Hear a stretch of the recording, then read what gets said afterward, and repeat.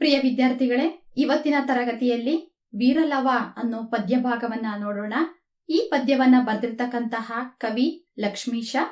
ವೀರ ಅಂತಂದ್ರೆ ಶೂರವಂತ, ಧೈರ್ಯವಂತ ಅನ್ನೋ ಅರ್ಥ ಇದೆ. ಲವ ಶ್ರೀರಾಮಚಂದ್ರ ಪ್ರಭುಗಳ ಮಗನೇ ಲವ. ಈತ ಬಾಲಕನಾಗಿದ್ರೂ ಸಹಿತ ಬಹಳ ಧೈರ್ಯವಂತನಾಗಿದ್ದನು ಅನ್ನೋದನ್ನ ಈ ಪದ್ಯ ಭಾಗದಲ್ಲಿ ನಾವು ನೋಡ್ಬೋದು. ಮೊದಲಿಗೆ ಲಕ್ಷ್ಮೀಶ ಕವಿಯ ಪರಿಚಯವನ್ನ ಮಾಡ್ಕೊಳ್ಳೋಣ. ಈತನ ಕಾಲ ಕ್ರಿಸ್ತಶಕ 1550. ಚಿಕ್ಕಮಗಳೂರು ಜಿಲ್ಲೆಯ ಕಡೂರು ತಾಲೂಕಿನ ದೇವನೂರಿನಲ್ಲಿ ಈತನ ಜನನವಾಯಿತಂತೆ. ಈತನಿಗೆ ಲಕ್ಷ್ಮೀರಮಣ, ಲಕ್ಷ್ಮೀಪತಿ ಅನ್ನೋ ಹೆಸರುಗಳು ಸಹಿತ ಇದಾವೆ. ಜೈಮಿನಿ ಭಾರತವೆಂಬ ಪ್ರಸಿದ್ಧ ಕಾವ್ಯವನ್ನ ರಚಿಸಿದಂತವನು ಈತನು. ಲಕ್ಷ್ಮೀಶ ಕವಿಗೆ ಉಪಮಾಲೋಲ, ಕರ್ನಾಟಕವಿ ಚೂತವನ ಚೈತ್ರ ಅನ್ನೋ ಬಿರುದುಗಳು ಸಹಿತ ಇದಾವೆ. ಪ್ರಸ್ತುತ ಲಕ್ಷ್ಮೀಶ ಕವಿ ಬರೆದಿರ್ತಕ್ಕಂತಹ ಜೈಮಿನಿ ಭಾರತ ಅನ್ನೋ ಕಾವ್ಯದಿಂದ ವೀರಲವ ಪದ್ಯವನ್ನ ಆರಿಸಿಕೊಳ್ಳಲಾಗಿದೆ. ಈ ಪದ್ಯದ ಪೂರ್ವಕಥೆಯನ್ನ ನಾವು ನೋಡೋಣ. ರಾಮಾಯಣ, ಮಹಾಭಾರತ ಹಾಗೆ ಭಾಗವತಗಳಲ್ಲಿ ನೀವು ಅನೇಕ ಸಾಹಸಿ ಬಾಲಕರ ಕಥೆಗಳನ್ನ ನೀವು ಕೇಳಿರ್ತೀರಿ. ಅಂಥವುಗಳಲ್ಲಿ ಲವನ ಕಥೆಯೂ ಕೂಡ ಒಂದಾಗಿದೆ. ರಾವಣನನ್ನ ಸಂಹಾರ ಮಾಡಿದಂತಹ ಶ್ರೀರಾಮಚಂದ್ರ ಪ್ರಭುಗಳು ಸೀತಾ ಸಮೇತರಾಗಿ ಅಯೋಧ್ಯೆಗೆ ಬರ್ತಾರೆ. ರಾಮ ಪ್ರಜೆಗಳ ಪ್ರೀತಿಯನ್ನ ಸಂಪಾದಿಸ್ತಾ ರಾಜ್ಯಭಾರವನ್ನ ನಡೆಸ್ತಾ ಇರ್ತಾನೆ. ಈ ಕಡೆ ಗರ್ಭಿಣಿಯಾದಂತಹ ಸೀತೆ ಒಂದು ದಿವಸ ವಾಲ್ಮೀಕಿ ಮಹರ್ಷಿಗಳ ಆಶ್ರಮವನ್ನ ನೋಡ್ಬೇಕು ಅನ್ನೋ ಆಸೆಯನ್ನ ವ್ಯಕ್ತಪಡಿಸ್ತಾಳೆ. ಕಾಕತಾಳೀಯ ಅನ್ನೋ ಹಾಗೆ ಅದೇ ದಿವಸ ರಾತ್ರಿ ಪ್ರಜೆಯೊಬ್ಬ ಸೀತೆಯ ಬಗ್ಗೆ ಅವಮಾನದ ಮಾತುಗಳನ್ನ ಆಡ್ತಾನೆ. ಇದನ್ನು ತಿಳಿದ ರಾಮನು ತಮ್ಮನಾದಂತಹ ಲಕ್ಷ್ಮಣನನ್ನ ಕರೆದು ತುಂಬು ಗರ್ಭಿಣಿಯಾದಂತಹ ಸೀತೆಯನ್ನ ಕಾಡಿನಲ್ಲಿ ಬಿಟ್ಟು ಬಾ ಅಂತ ಆಜ್ಞೆಯನ್ನ ಮಾಡ್ತಾನೆ. ಪ್ರಜೆಗಳ ಅಭಿಪ್ರಾಯವೇ ಸರ್ವಸ್ವವೆಂದು ತಿಳಿದಂತಹ ರಾಮನ ಈ ಆಜ್ಞೆಯಂತೆ ಲಕ್ಷ್ಮಣ ವಾಲ್ಮೀಕಿ ಆಶ್ರಮಕ್ಕೆ ಹೋಗೋ ನೆಪದೊಂದಿಗೆ ಸೀತೆಯನ್ನ ಕಾಡಿಗೆ ಕರ್ಕೊಂಡೋಗ್ತಾನೆ. ಕಾಡಿನಲ್ಲಿ ಸೀತೆಯನ್ನ ಬಿಟ್ಟು ಬರ್ತಾನೆ. ಏಕಾಂಗಿಯಾದಂತಹ ಸೀತೆ ಒಬ್ಬಳೇ ನಿಂತ್ಕೊಂಡು ದುಃಖಿಸ್ತಾ ಇರ್ತಾಳೆ. ಆ ಸಂದರ್ಭದಲ್ಲಿ ಆ ಪ್ರದೇಶಕ್ಕೆ ಬಂದಂತಹ ವಾಲ್ಮೀಕಿ ಮಹರ್ಷಿಗಳು ಸೀತೆಯನ್ನ ಗುರುತಿಸಿ ತಮ್ಮ ಆಶ್ರಮಕ್ಕೆ ಕರ್ಕೊಂಡು ಹೋಗ್ತಾರೆ. ಆಶ್ರಮದಲ್ಲಿ ಕೆಲವೇ ದಿನಗಳಲ್ಲಿ ಸೀತೆ ಅವಳಿ ಮಕ್ಕಳನ್ನ ಹಡಿತಾಳೆ, ಜನ್ಮ ಕೊಡ್ತಾಳೆ. ವಾಲ್ಮೀಕಿ ಮಹರ್ಷಿಗಳು ಈ ಮಕ್ಕಳಿಗೆ ಕುಶ, ಲವ ಅನ್ನೋ ಹೆಸರಿನಿಂದ ನಾಮಕರಣ ಮಾಡಿ ಸಕಲ ವಿದ್ಯೆಗಳನ್ನ ಅವರಿಗೆ ಧಾರೆ ಎರಿತಾರೆ, ಕಲಿಸ್ತಾರೆ. ಇನ್ನು ಈ ಕಡೆ ರಾಮ ಸೀತೆಯ ಅಗಲುವಿಕೆಯಿಂದ ಮಾನಸಿಕವಾಗಿ ಬಹಳ ದುಃಖಿತನಾಗ್ತಾನೆ. ರಾವಣನ ವಧೆಯಿಂದ ಬ್ರಹ್ಮಹತ್ಯಾ ದೋಷ ಬಂದಿರುವುದನ್ನ ಪರಿಹರಿಸಿಕೊಳ್ಳೋದಿಕ್ಕೋಸ್ಕರ ಮಹರ್ಷಿಗಳ ಆದೇಶದಂತೆ ರಾಮ ಅಶ್ವಮೇಧ ಯಾಗವನ್ನ ಕೈಗೊಳ್ತಾನೆ. ಸಂಚಾರಕ್ಕೆ ತೆರಳಿದಂತಹ ಕುದುರೆಯ ಬೆಂಗಾವಲಿಗೆ ಅಂತಂದ್ರೆ ಅದರ ರಕ್ಷಣೆಗೋಸ್ಕರ ತಮ್ಮನಾದಂತಹ ಶತ್ರುಘ್ನನನ್ನ ಕಳಿಸ್ತಾನೆ. ದೇಶ ದೇಶಗಳನ್ನ ಸುತ್ತಾಡಿದಂತಹ ಅಶ್ವಮೇಧದ ಕುದುರೆ ಒಂದು ದಿವಸ ವಾಲ್ಮೀಕಿ ಮಹರ್ಷಿಗಳ ಆಶ್ರಮಕ್ಕೆ ಬರುತ್ತೆ. ಶ್ರೀರಾಮನೇ ತನ್ನ ತಂದೆ ಅಂತ ತಿಳಿದೇ ಇರತಕ್ಕಂತಹ ಲವ ಕುದುರೆಯನ್ನ ಕಟ್ ಹಾಕ್ತಾನೆ. ಆ ಸನ್ನಿವೇಶವೇ ಪ್ರಸ್ತುತ ಈ ಒಂದು ಪದ್ಯ ಭಾಗ ಆಗಿದೆ. ವಿದ್ಯಾರ್ಥಿಗಳೇ, ನಾವು ಈಗ ಪದ್ಯ ಭಾಗವನ್ನ ನೋಡೋಣ. ಮುಂತಯಾರಿ ಭಾಗವನ್ನ ನಾವು ಮೊದಲಿಗೆ ನೋಡೋಣ, ನಂತರ ಪದ್ಯ ಭಾಗವನ್ನ ಪ್ರಾರಂಭಿಸೋಣ. ಆದಿಕವಿ ವಾಲ್ಮೀಕಿ ಮಹರ್ಷಿಗಳು ಸಂಸ್ಕೃತದಲ್ಲಿ ರಾಮಾಯಣ ಮಹಾಕಾವ್ಯವನ್ನ ರಚನೆ ಮಾಡಿದ್ದಾರೆ. ಇದು ನಿಮ್ಗೆಲ್ರಿಗೂ ಗೊತ್ತಿರ್ತಕ್ಕಂಥ ವಿಚಾರ. ವ್ಯಾಸರು ಮಹಾಭಾರತವನ್ನ ರಚಿಸಿದ್ರು. ಈ ಎರಡೂ ಕಾವ್ಯಗಳು ತ್ರಿಮೂರ್ತಿಗಳಲ್ಲಿ ಒಬ್ಬನಾದಂತಹ ವಿಷ್ಣುವು ದುಷ್ಟರ ಶಿಕ್ಷಣಕ್ಕಾಗಿ, ಶಿಷ್ಟರ ರಕ್ಷಣೆಗಾಗಿ ಮಾನವ ರೂಪವನ್ನ ಧರಿಸಿ ಮಾಡಿದಂತಹ ಕಾರ್ಯಗಳ ಬಗ್ಗೆ ತಿಳಿಸ್ಕೊಡುತ್ತೆ. ಕನ್ನಡದಲ್ಲಿ ಕುಮಾರವ್ಯಾಸನು ಮಹಾಭಾರತವನ್ನ ರಚಿಸಿ ಕೃಷ್ಣ ಕಥೆಯನ್ನಾಗಿ ಮಾಡ್ಬಿಟ್ಟಿದ್ದಾನೆ. ಅದು ಎಲ್ರ ಬಾಯಲ್ಲೂ ಇದೆ. ಇವೆರಡು ಕಾವ್ಯಗಳಲ್ಲಿ ಬರ್ತಕ್ಕಂತಹ ಅನೇಕ ವಿಷ್ಣು ಭಕ್ತರ ಶೌರ್ಯ, ಧೈರ್ಯ, ಸಾಹಸ, ಗುಣಸ್ವಭಾವಗಳನ್ನ ಸಹೃದಯರಿಗೆ ಅಂತ ಅಂದ್ರೆ ಕೇಳುಗರಿಗೆ ತಿಳಿಸಿಕೊಡುವ ಆಶಯದಿಂದ ಲಕ್ಷ್ಮೀಶ ಕವಿಯು ಜೈಮಿನಿ ಭಾರತವನ್ನ ರಚನೆ ಮಾಡಿದ್ದಾನೆ. ಇಲ್ಲಿ ಬರುವ ಕುಶ, ಲವರ ಕತೆ ಸರಳವಾಗಿದೆ, ಜೊತೆಗೆ ಸುಂದರವೂ ಕೂಡ ಆಗಿದೆ. ಶ್ರೀರಾಮನು ಕೈಗೊಂಡಂತಹ ಅಶ್ವಮೇಧದ ಕುದುರೆಯನ್ನ ಬಾಲಸಹಜ ಕುತೂಹಲದಿಂದ ಲವ ಕಟ್ಟಾಕ್ಬಿಡ್ತಾನೆ. ಆ ಸಂದರ್ಭದ ಕಾವ್ಯ ಸೊಬಗನ್ನ ಪರಿಚಯಿಸೋದೇ ಈ ಪದ್ಯ ಭಾಗದ ಮುಖ್ಯವಾದಂತಹ ಆಶಯವಾಗಿದೆ. ಲವ ಸಣ್ಣ ಹುಡುಗನಾದರೂ ಸಹಿತ ಅವನ ಧೈರ್ಯವನ್ನ, ಸಾಹಸವನ್ನ, ಆ ರಾಜನ ಕುದುರೆಯನ್ನ ಕಟ್ಟಾಕ್ತಾನೆ ನೋಡಿ, ಅವನ ಧೈರ್ಯವನ್ನ, ಸಾಹಸವನ್ನ ನಾವಿಲ್ಲಿ ಮೆಚ್ಚಬಹುದಾಗಿದೆ. ಹಾಗಾದ್ರೆ ನಾವೀಗ ಪದ್ಯ ಭಾಗಕ್ಕೆ ಪ್ರವೇಶವನ್ನ ಮಾಡೋಣ. ಮೊದಲನೇ ಪದ್ಯ ನಾನು ಬಿಡಿಸಿ ಓದಿ ಅದರ ಅರ್ಥವನ್ನ ಹೇಳಿ ನಂತರ ಪದ್ಯದ ಸಾರಾಂಶವನ್ನ ತಿಳಿಸ್ತಾ ಹೋಗ್ತೀನಿ. ಬಲ್ಗಯ್ಯ ನೃಪರ್ ಅಂಜಿ ತಡೆಯದೆ ರಘುದ್ವಹನ ಸ್ವಲ್ ಕೇಳಿ ನಮಿಸಲ್ ಇಳೆಯೊಳ್ ಚೆರಿಸುತ್ತ ಅದ್ವರದ ನಲ್ಕುದುರೆ ಬಂದು ವಾಲ್ಮೀಕಿಯ ನಿಜಾಶ್ರಮದ ವಿನಿಯೋಗದ ಉಪವನದೊಳು ಪುಲ್ಗಳ ಪಸುರ್ಗೆ ಎಳಸಿ ಪೊಕ್ಕೊಡ್ ಆ ತೋಟ ಕಾವಲ್ಗೆ ತನ್ನೊಡನಾಡಿಗಳ ಕೂಡಿ ಲೀಲೆ ಮಿಗೆ ಬಿಲ್ಕೊಂಡು ನಡೆತಂದವಂ ಕಂಡನ್ ಅರ್ಚಿತ ಸುವಾಜಿಯಂ ವೀರಲವನು. ಬಲಿಷ್ಠ ರಾಜರು ಹೆದರಿ ತಡೆಯದೆ ರಾಮನ ಮಾತನ್ನ ಕೇಳಿ, ಅಂದ್ರೆ ಆ ಕುದುರೆಯ ಹಣೆಯ ಮೇಲೆ ರಾಮನ ಮಾತುಗಳನ್ನ ಅಲ್ಲಿ ಬರೆದಿರ್ತಾರೆ. ಆ ರಾಮನ ಮಾತುಗಳನ್ನ ನೋಡಿದಂತಹ ದೊಡ್ಡ ದೊಡ್ಡ ಶಕ್ತಿವಂತರಾದಂತಹ ರಾಜರು ಆ ಕುದುರೆಯನ್ನ ತಡಿಲಿಲ್ವಂತೆ. ಬದಲಾಗಿ ರಾಮನ ಕುದುರೆ ಅಂತ ಗೊತ್ತಾಗಿದ ತಕ್ಷಣ ಅದಕ್ಕೆ ನಮಸ್ಕರಿಸಿ ಆ ಕುದುರೆಯನ್ನ ಮುಂದಕ್ಕೆ ಬಿಡ್ತಾ ಇದ್ರಂತೆ.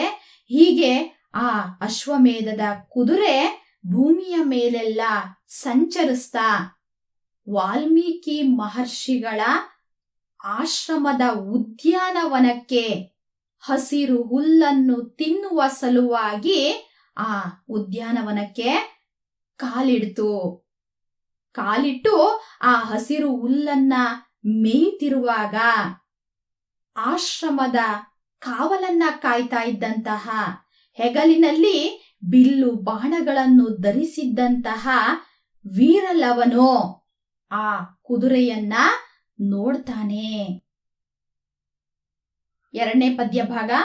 ಎತ್ತಣ ತುರಂಗಮಿದು, ಯಾವ ಕಡೆಯ ಕುದುರೆ ಇದು? ಪೊಕ್ಕು ಪೂದೋಟಮಂ ತೊತ್ತಳ್ ತುಳಿದುದು, ಹೂದೋಟವನ್ನು ಪ್ರವೇಶಿಸಿ ಎಲ್ಲವನ್ನೂ ನಾಶ ಮಾಡುತ್ತಿದೆ. ವಾಲ್ಮೀಕಿ ಮುನಿನಾಥನೇ ಏ ಪೊತ್ತುಂ ಆರೈವುದು ಎಂದು ಎನಗೆ ನೇಮಿಸಿ ಪೋದನ್ ಅಬ್ದಿಪಂ ಕರೆಸಲಾಗಿ. ವೀರನಾದಂತಹ ಲವನು ಹೇಳ್ತಾನೆ, ವಾಲ್ಮೀಕಿ ಮಹರ್ಷಿಯು ನನಗೆ ಈ ಆಶ್ರಮದ ರಕ್ಷಣೆಯನ್ನು ಮಾಡುವುದಕ್ಕೆ ಆಜ್ಞೆ ಮಾಡಿ ತಾನು ಸಮುದ್ರ ದೇವನಾದಂತಹ ವರುಣನು ಕರೆದಿದ್ದರಿಂದ ಅಲ್ಲಿಗೆ ಹೋಗಿದ್ದಾನೆ. ಮತ್ತೆ ವರುಣ ಲೋಕದಿಂ ಬಂದು ಮುಳಿದಪನ್, ಮತ್ತೆ ವರುಣನ ಲೋಕದಿಂದ ವಾಪಸ್ ಬಂದು ಆಶ್ರಮವನ್ನ, ಉದ್ಯಾನವನವನ್ನ ಈ ರೀತಿ ಹಾಳಾಗಿರೋದನ್ನ ನೋಡಿ ನನ್ನ ಮೇಲೆ ಮುನಿಯಬಹುದು, ಕೋಪಗೊಳ್ಳಬಹುದು ಎನ್ನುತ್ತಾ ಹಯದೆಡೆಗೆ ನಡೆ ತಂದು ನೋಡಲ್ಕೆ ಅದರ ನೆತ್ತಿಯೊಳ್ ಮೆರೆವ ಪಟ್ಟದ ಲಿಖಿತಮಂ ಕಂಡು ಲವನು ಓದಿಕೊಳ್ಳುತ್ತಿರ್ದನೋ. ಹೀಗಂತ ಮನಸ್ಸಿನಲ್ಲಿ ಆಲೋಚನೆ ಮಾಡಿದಂತಹ ಲವ ಆ ಕುದುರೆಯ ಕಡೆಗೆ ಹೋಗ್ತಾನೆ. ಹೋಗ್ಬಿಟ್ಟು ಆ ಕುದುರೆಯನ್ನ ಗಮನಿಸ್ತಾನೆ. ಅದರ ನೆತ್ತಿಯ ಮೇಲೆ, ಅಂದ್ರೆ ಅದರ ಹಣೆಯ ಮೇಲೆ ಒಂದು ಪಟ್ಟದ ಲಿಖಿತ, ಒಂದು ತಾಮ್ರದ ಹಾಳೆಯಲ್ಲಿ, ಒಂದು ತಾಮ್ರದ ಪಟದಲ್ಲಿ ಅಕ್ಷರದಲ್ಲಿ ಬರೆದು ಅದರ ನೆತ್ತಿಗೆ, ಹಣೆಗೆ ಕಟ್ಟಲಾಗಿತ್ತು. ಅದನ್ನ ಓದ್ಕೊಳ್ತಾನೆ. ಅದ್ರ ಮೇಲೆ ಏನ್ ಬರ್ದಿದೆ, ಏನೋ ವಿಷಯ ಇದೆಯಲ್ಲ ಅಂತ ಲವ ಅದನ್ನ ಓದ್ತಾನೆ. ಅದ್ರ ಮೇಲೆ ಏನ್ ಬರ್ದಿದ್ರು ಅಂತ ಅನ್ನೋದು ಮುಂದಿನ ಭಾಗ. ಉರ್ವಿಯೊಳ್ ಕೌಸಲ್ಯೆ ಪಡೆದ ಕುವರಂ ರಾಮನ್ ಗೋರ್ವನೆ ವೀರನ್. ಉರ್ವಿ ಎಂದರೆ ಭೂಮಿ, ಭೂಮಿಯ ಮೇಲೆ ಕೌಸಲ್ಯೆ ಪಡೆದಿರುವ ಅಥವಾ ಜನ್ಮ ಕೊಟ್ಟಿರುವ ಶ್ರೀರಾಮಚಂದ್ರ ಒಬ್ಬನೇ ವೀರನಾಗಿರುವವನು. ಅವನೊಬ್ಬನೇ ಭೂಮಿ ಮೇಲೆ ವೀರನಾಗಿದ್ದಾನೆ. ಆತನ ಯಜ್ಞ ತುರಂಗಂ ಇದು. ಆತನ ಯಾಗದ ಕುದುರೆ ಇದಾಗಿದೆ. ನಿರ್ವಹಿಸಲ್ ಆರ್ಪರ್ ಆರಾದೊಡಂ. ನಿರ್ವಹಿಸೋದಿಕ್ಕೆ ಅಂತಂದ್ರೆ ಇದನ್ನ ಕಟ್ ಹಾಕೋದಿಕ್ಕೆ ಯಾರಿಂದನಾದ್ರೂನು ಸಾಧ್ಯ ಆಗೋದಾದ್ರೆ ತಡೆಯಬಹುದು ಎಂದಿರ್ದ ಲೇಖನವನ್ನು ಓದಿ. ಈ ರೀತಿ ಬರೆದಿರ್ತಕ್ಕಂತಹ ಲೇಖನ ಅಂತಂದ್ರೆ ಬರವಣಿಗೆ ಅಂತ ಅನ್ಬಿಟ್ಟು ಆ ಬರವಣಿಗೆಯನ್ನ ಓದ್ಕೊಳ್ತಾನೆ. ಅದಾದ್ಮೇಲೆ ಆ ಲವನಿಗೆ ಸಿಟ್ಟು ಬಂದ್ಬಿಡುತ್ತೆ.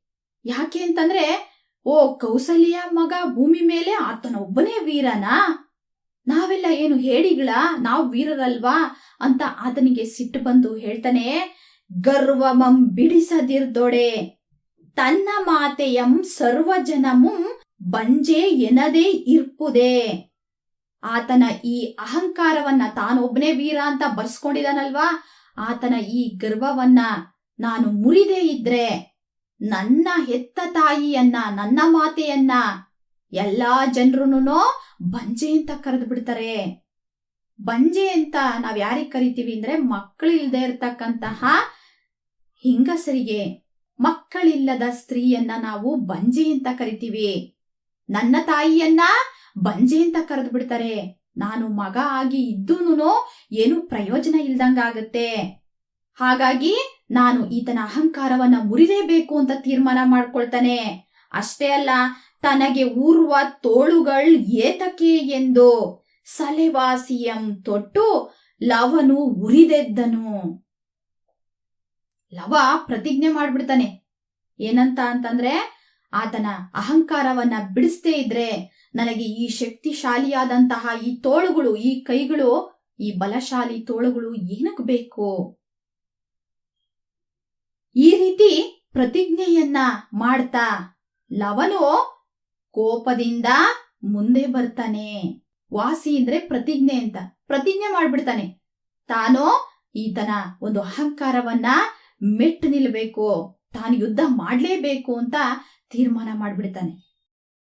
ತೆಗೆದು ಉತ್ತರೀಯಮಂ ಮುರಿದು ಕುದುರೆಯ ಗಳಕ್ಕೆ ಬಿಗಿದು ಕದಳಿ ದ್ರುಮಕ್ಕೆ ಕಟ್ಟಲ್ಕೆ ಮುನಿಸುತರ್ ಮಿಗೆ ನಡುಗಿ ಬೇಡ ಬೇಡ ಅರಸುಗಳ ವಾಜಿಯಂ ಬಿಡು ಬಡಿವರ್ ಎಮ್ಮನ್ ಎನಲು ನಗುತೆ ಪಾರ್ವರ ಮಕ್ಕಳು ಅಂಜಿದೊಡೆ ಜಾನಕಿಯ ಮಗನು ಇದಕ್ಕೆ ಬೆದರುವನೇ ಹೋಗಿ ನೀವು ಎಂದು ಲವನ್ ಅಗಡುತನದಿಂದೆ ಬಿಲ್ದಿರುವನ್ ಏರಿಸಿ ತೀಡಿ ಜೇಗೈದು ನಿಂತಿರ್ದನ್. ಆಗ ಕುದುರೆ ಕಟ್ಟಾಕ್ಬೇಕು ಅಂತ ಅವನು ನಿರ್ಧಾರ ಮಾಡ್ತಾನೆ. ಅವನು ತನ್ನ ಮೈಮೇಲಿದ್ದಂತಹ ಉತ್ತರೀಯವನ್ನ ಅಂದ್ರೆ ವಸ್ತ್ರವನ್ನ ತೆಗೆದು ಅದನ್ನೇ ಕುದುರೆಯ ಗಳಕ್ಕೆ ಅಂತ ಅಂದ್ರೆ ಕುದುರೆಯ ಕೊರಳಿಗೆ ಆ ಬಟ್ಟೆಯನ್ನ ಕಟ್ಟಿ ಅಲ್ಲೇ ಪಕ್ಕದಲ್ಲಿದ್ದಂತಹ ಕದಳಿ ದ್ರುಮಕ್ಕೆ ಅಂದ್ರೆ ಬಾಳೆಯ ಗಿಡಕ್ಕೆ ಕಟ್ ಹಾಕ್ತಾನೆ. ಬಟ್ಟೆಯಲ್ಲೇನೆ ಕಟ್ ಹಾಕ್ಬಿಡ್ತಾನೆ. ಆಗ ಮುನಿಸುತರು ಅಂದ್ರೆ ಋಷಿ ಮುನಿಗಳ ಮಕ್ಕಳು, ಅವ್ರಿಗೆ ತುಂಬಾ ಭಯ ಆಗ್ಬಿಡುತ್ತೆ. ಬೇಡ ಬೇಡ, ರಾಜನ ಕುದುರೆಯನ್ನ ಬಿಟ್ಟು ಬಿಡು, ಒಂದು ವೇಳೆ ಅರಸನ ಕಡೆಯವರು ಬಂದ್ರೆ ನಮ್ಮನ್ನು ಬಡಿವರು ಅಂತ ಅಂದ್ರೆ ಚೆನ್ನಾಗಿ ಹೊಡಿತಾರೆ ಅಂತ ಹೇಳಿದಾಗ ಲವನಿಗೆ ನಗು ಬರುತ್ತೆ. ಅವರು ಹೆದರ್ತಾ ಇರೋದನ್ನ ನೋಡಿ ಆತ ಹೇಳ್ತಾನೆ ನಗ್ತಾ, ಪಾರ್ವರ ಮಕ್ಕಳು ನೀವು ಅಂದ್ರೆ ಮುನಿ ಸ್ತ್ರೀಯರ ಮಕ್ಕಳು ನೀವು ಹೆದರಿದ್ರೆ ನಾನ್ ಹೆದರ್ತೀನಾ? ನಾನ್ಯಾರು? ಜಾನಕಿಯ ಮಗ. ಜಾನಕಿಯ ಮಗ ಇಂಥದಕ್ಕೆಲ್ಲ ಹೆದರಲ್ಲ. ನಿಮಗೆ ಭಯ ಆದ್ರೆ ನೀವು ಹೋಗಿ ಆಶ್ರಮಕ್ಕೆ ಅಂತ ಹೇಳಿ ಲವ ಅಗಡುತನದಿಂದ ಅಂತಂದ್ರೆ ಶೌರ್ಯದಿಂದ, ಧೈರ್ಯದಿಂದ ಬಿಲ್ಲಿನ ಎದೆಯನ್ನ ಏರಿಸ್ತಾನೆ. ಅಂದ್ರೆ ಆ ಬಿಲ್ಲಿನ ಒಂದು ತುದಿಯಿಂದ ಇನ್ನೊಂದು ತುದಿಗೆ ಹಗ್ಗವನ್ನ ಕಟ್ಟಿ ಅದು ಸರಿಯಾಗಿ ಬಿಗಿ ಇದೆಯಾ ಅಂತ ಅಂದ್ಬಿಟ್ಟು ಕರ್ಣದವರೆಗೂ ಅಂದ್ರೆ ಕಿವಿವರೆಗೂ ಎಳೆದು ಬಿಟ್ಟು ಬಿಡ್ತಾನೆ. ಆ ಬಿಟ್ಟಾಗ ಅದು ಒಂದು ಶಬ್ದ ಬರುತ್ತೆ, ಆ ವೈಬ್ರೇಷನ್ ಶಬ್ದ. ಆ ಶಬ್ದ ಬಂತು ಅಂತಂದ್ರೆ ಈಗ ಯುದ್ಧ ಮಾಡೋದಿಕ್ಕೆ ಆ ಹಗ್ಗದ ಬಿಗಿ ಸರಿಯಾಗಿದೆ ಅಂತ ಅರ್ಥ. ಅಂದ್ರೆ ಯುದ್ಧಕ್ಕೆ ಸಿದ್ಧನಾಗಿ ನಿಂತ್ಕೊಂಡಂತೆ. ಇದು ವೀರಲವ ಪದ್ಯದ ಒಟ್ಟಾರೆ ಸಾರಾಂಶ. ವಿದ್ಯಾರ್ಥಿಗಳೇ, ವೀರಲವ ಪದ್ಯಕ್ಕೆ ಸಂಬಂಧಪಟ್ಟ ಹಾಗೆ ಪ್ರಶ್ನೋತ್ತರಗಳನ್ನು ನಾವು ನೋಡ್ತಾ ಹೋಗೋಣ. ಮೊದಲಿಗೆ ಒಂದೊಂದು ವಾಕ್ಯಗಳಲ್ಲಿ ಉತ್ತರಿಸ್ತಕ್ಕಂಥ ಪ್ರಶ್ನೋತ್ತರಗಳು. ಮೊದಲನೇ ಪ್ರಶ್ನೆ, ಜೈಮಿನಿ ಭಾರತ ಕಾವ್ಯವನ್ನು ಬರೆದ ಕವಿ ಯಾರು? ಜೈಮಿನಿ ಭಾರತ ಕಾವ್ಯವನ್ನು ಬರೆದ ಕವಿ ಲಕ್ಷ್ಮೀಶ. ಯಜ್ಞಾಶ್ವವನ್ನು ಕಟ್ಟಿದವರು ಯಾರು? ಯಜ್ಞಾಶ್ವವನ್ನು ಕಟ್ಟಿದವರು ಲವ.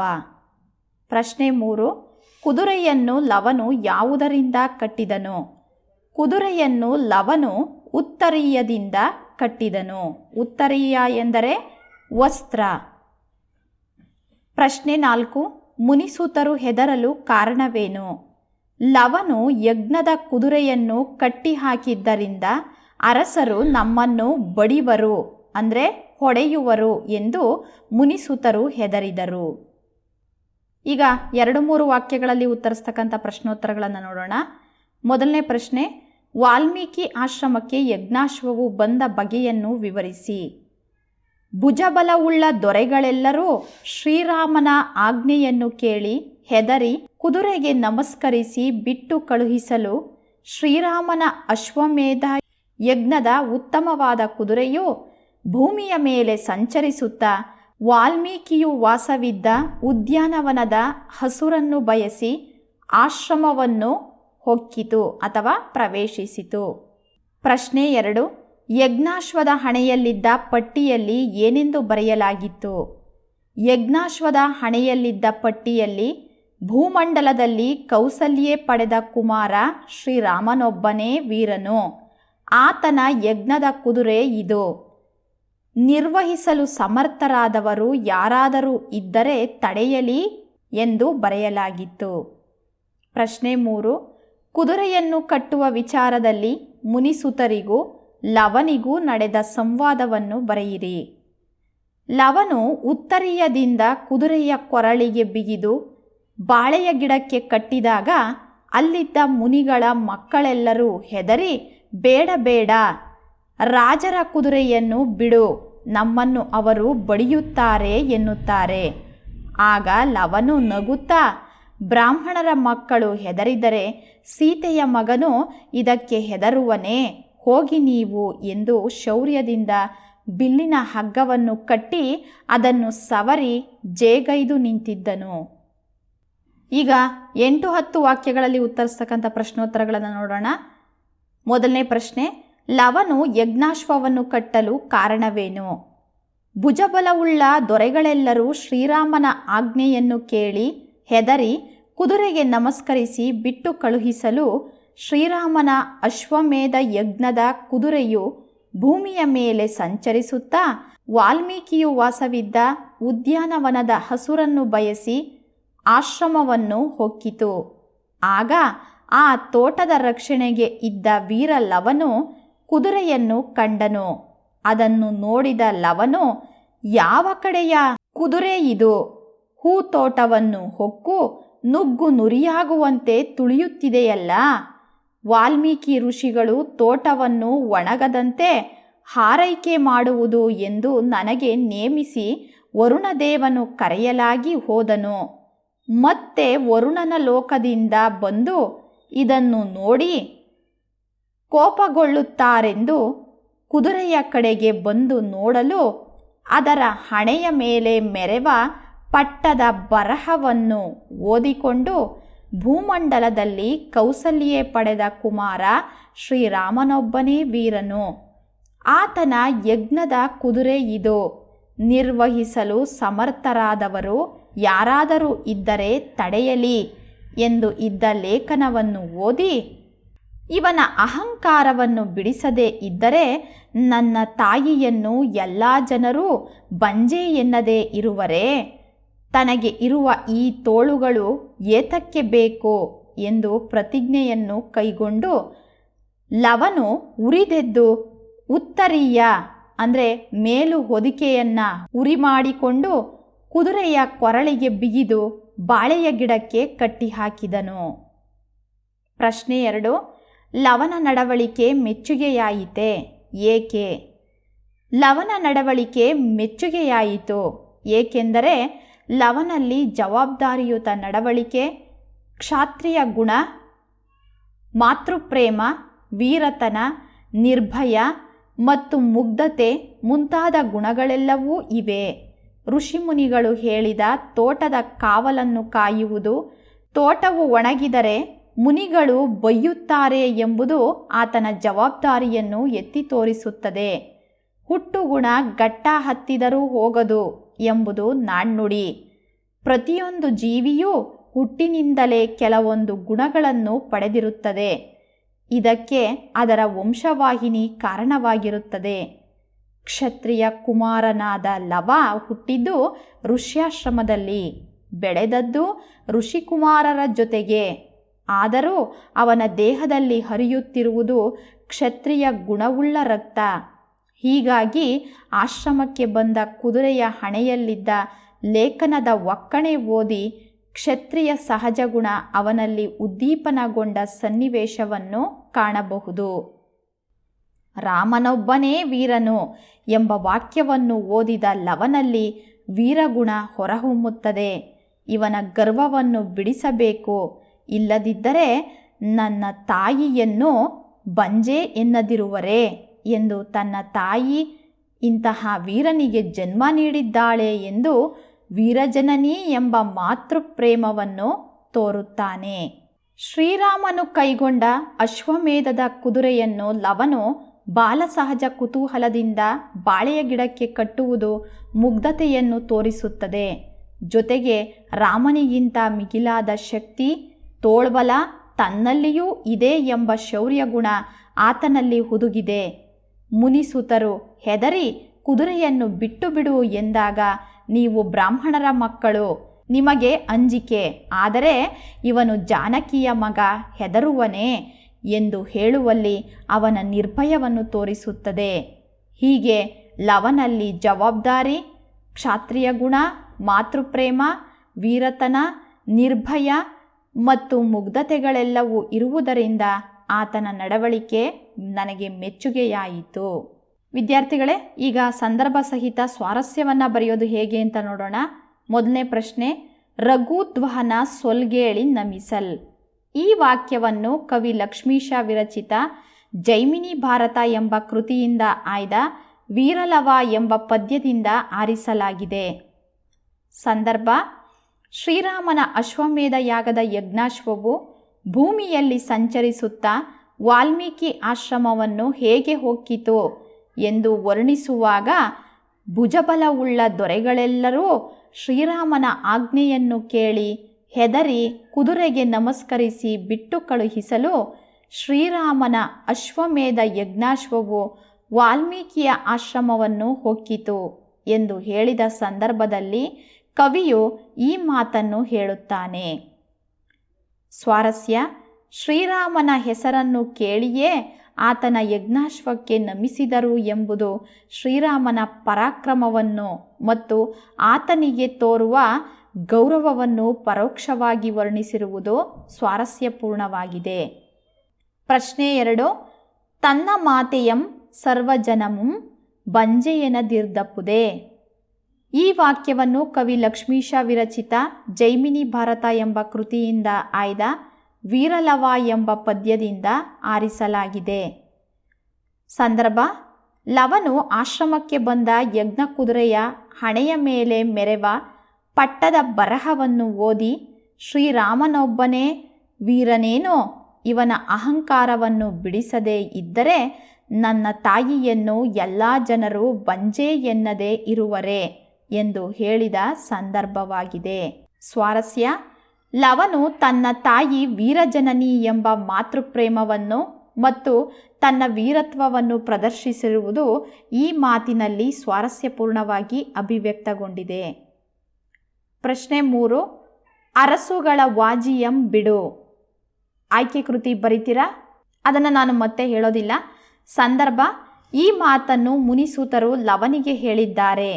ಲವನು ಉತ್ತರೀಯದಿಂದ ಕುದುರೆಯ ಕೊರಳಿಗೆ ಬಿಗಿದು ಬಾಳೆಯ ಗಿಡಕ್ಕೆ ಕಟ್ಟಿದಾಗ ಅಲ್ಲಿದ್ದ ಮುನಿಗಳ ಮಕ್ಕಳೆಲ್ಲರೂ ಅಧಿಕವಾಗಿ ಹೆದರಿ, ಬೇಡ ಬೇಡ, ರಾಜರ ಕುದುರೆಯನ್ನು ಬಿಡು, ನಮ್ಮನ್ನು ಅವರು ಬಡಿಯುತ್ತಾರೆ ಎಂದು ಹೇಳಿದ ಸಂದರ್ಭವಾಗಿದೆ. ಸ್ವಾರಸ್ಯ: ರಾಜನ ಯಜ್ಞಾಶ್ವವನ್ನು ಕಟ್ಟಿಹಾಕುವುದು ಬೇಡ ಎಂದು ಹೇಳುವುದು ಮುನಿಸುತರು ರಾಜರುಗಳಿಗೆ ಭಯಗೊಳ್ಳುವುದನ್ನು ಈ ಮಾತಿನಲ್ಲಿ ಸ್ವಾರಸ್ಯಪೂರ್ಣವಾಗಿ ವರ್ಣಿಸಲಾಗಿದೆ. ಪ್ರಶ್ನೆ 4. ಜಾನಕಿಯ ಮಗನಿದಕ್ಕೆ ಬೆದರುವನೇ? ಆಯ್ಕೆ: ಎಲ್ಲ ಪ್ರಶ್ನೆಗಳಿಗಿದ್ದ ಹಾಗೇನೆ ಆಯ್ಕೆ ಒಂದೇ ಇದೆ. ಸಂದರ್ಭ: ಈ ಮಾತನ್ನು ಲವನು ಮುನಿಸುತರಿಗೆ ಹೇಳಿದನು. ಲವನು ಉತ್ತರೀಯದಿಂದ ಕುದುರೆಯ ಕೊರಳಿಗೆ ಬಿಗಿದು ಬಾಳೆಯ ಗಿಡಕ್ಕೆ ಕಟ್ಟಿದಾಗ ಅಲ್ಲಿದ್ದ ಮುನಿಗಳ ಮಕ್ಕಳೆಲ್ಲರೂ ಅಧಿಕವಾಗಿ ಹೆದರಿ, ಬೇಡ ಬೇಡ, ರಾಜರ ಕುದುರೆಯನ್ನು ಬಿಡು, ನಮ್ಮನ್ನು ಅವರು ಬಡಿಯುತ್ತಾರೆ ಎಂದು ಹೇಳಿದಾಗ ಲವನು, ನೀವು ಬ್ರಾಹ್ಮಣರ ಮಕ್ಕಳು ಹೆದರಿದರೆ ಇವನು ಜಾನಕಿಯ ಮಗನು, ಇದಕ್ಕೆ ಹೆದರುವನೇ, ಹೋಗಿ ನೀವು ಎಂದು ಹೇಳಿದ ಸಂದರ್ಭವಾಗಿದೆ. ಸ್ವಾರಸ್ಯ: ಜಾನಕಿಯ ಮಗನಾದ ಈ ಲವನು ಯಾರಿಗೂ ಹೆದರುವುದಿಲ್ಲ ಎಂದು ಲವನು ತನ್ನ ನಿರ್ಭಯವನ್ನು ತೋರಿಸುವುದು ಈ ಮಾತಿನಲ್ಲಿ ಸ್ವಾರಸ್ಯಪೂರ್ಣವಾಗಿದೆ. ವಿದ್ಯಾರ್ಥಿಗಳೇ, ಈ ಪದ್ಯ ನಿಮಗೆ ಸಂಪೂರ್ಣವಾಗಿ ಅರ್ಥವಾಗಿದೆ ಅಂತ ಭಾವಿಸ್ತಾ ತಮಗೆಲ್ಲರಿಗೂ ಧನ್ಯವಾದಗಳನ್ನು ತಿಳಿಸ್ತಾ ಇದ್ದೀನಿ.